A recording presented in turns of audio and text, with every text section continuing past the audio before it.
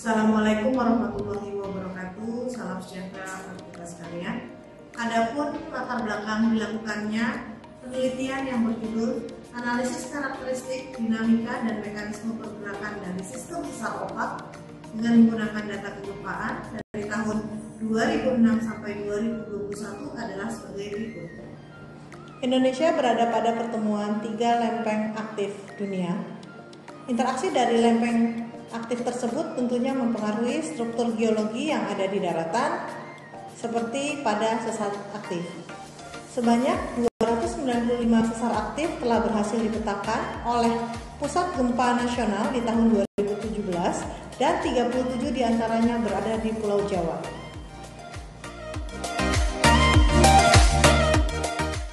Salah satu sesar aktif yang berada di Pulau Jawa yang memiliki tingkat aktivitas kegempaan tinggi adalah sesar Opak. Sesar Opak berorientasi timur laut barat daya, melintasi 3 kabupaten kota di Yogyakarta yang berpenduduk padat, yaitu Kabupaten Bantul, Kabupaten Gunung Kidul, dan Kota Yogyakarta. Pusat Gempa Nasional memperkirakan potensi kejadian gempa maksimal yang dapat terjadi di sesar Opak yaitu berkekuatan 6,6. Berdasarkan sejarah gempa rusak yang berhasil dihimpun dari berbagai sumber, setidaknya terjadi 3 kali kejadian gempa signifikan yang disebabkan oleh aktivitas pergerakan sesar Opak, yaitu di tahun 1867, di tahun 2006, dan di tahun 2010. Melihat dari potensi dan sejarah kegempaan diakibatkan oleh sesar Opak, tentunya diperlukan upaya mitigasi karena bukan tidak mungkin kejadian serupa dapat terjadi di masa yang akan datang. Penelitian ini merupakan studi komprehensif yang meliputi analisis karakteristik, perilaku kegempaan, serta mengkaji bagaimana mekanisme pergerakan di sistem sesar Opak dengan menggunakan data-data kegempaan dan metode yang belum pernah diterapkan di lokasi penelitian. Penelitian ini dibagi menjadi 2 pekerjaan besar, yaitu pekerjaan yang dilakukan di dalam ruangan dan pekerjaan yang dilakukan di luar ruangan.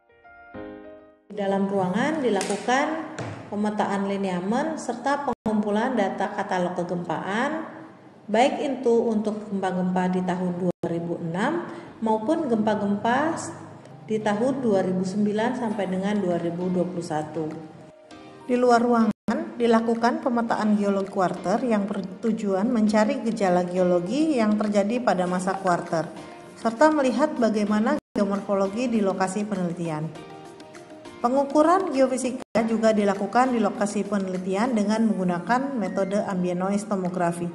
Metode ini bertujuan untuk memodelkan struktur bawah permukaan dari lokasi penelitian.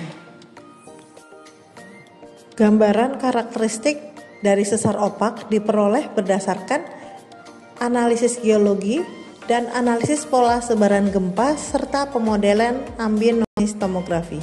Hasil pemetaan geologi yang dilakukan di lapangan diperoleh bahwa terdapat kenampakan-kenampakan geomorfologi yang terbentuk diakibatkan oleh aktivitas tektonik. Hasil pemetaan geologi delineasi menunjukkan bahwa kelurusan dominan berarah timur laut barat daya. Terdapat sekitar 26 sesar yang berada di lokasi penelitian, akan tetapi tidak ada satu sesar pun yang memotong endapan kuarter. Ulang dilakukan terhadap kejadian gempa di tahun 2006. Analisis menunjukkan bahwa aktivitas gempa diduga terjadi pada bagian dari sistem sesar Opak yang tersembunyi yang berada di sebelah tenggara Sungai Opak, berada pada kedalaman 6-14 km. Dilakukan pula analisis terhadap kejadian gempa-gempa yang terjadi dalam kurun waktu 2009 sampai 2021 di sesar Opak. Guna meningkatkan akurasi dari hasil analisis yang diperoleh, dilakukanlah relokasi dengan menggunakan metode double different. Pada penelitian ini juga dilakukan pemodelan ambient noise tomografi yang bertujuan untuk memetakan kondisi bawah permukaan di sekitar sesar Opak. Teknologi ini memanfaatkan sumber noise noise yang dianggap merupakan salah satu teknologi yang baik yang digunakan untuk mencitrakan struktur bawah permukaan yang murah serta ramah lingkungan.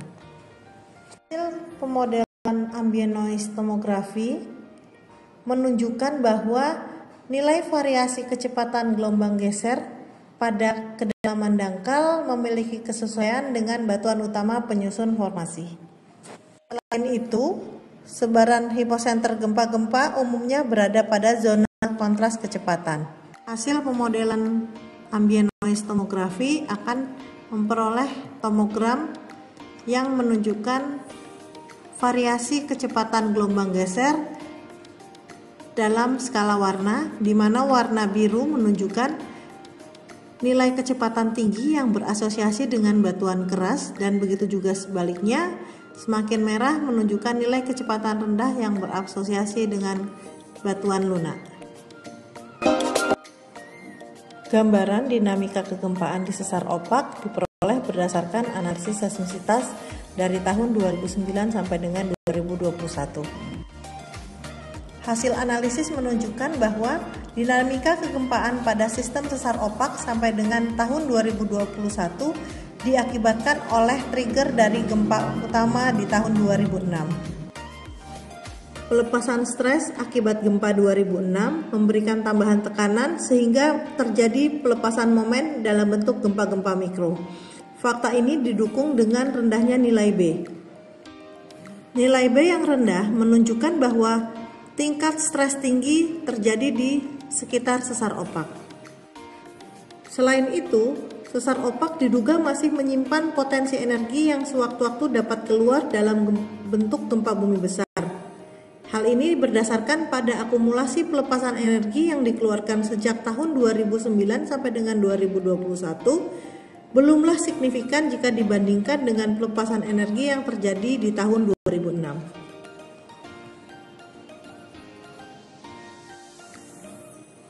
Guna mengetahui bagaimana mekanisme pergerakan di sistem sesar opak, dilakukan pemodelan dengan menggunakan analisis vokal mekanisme.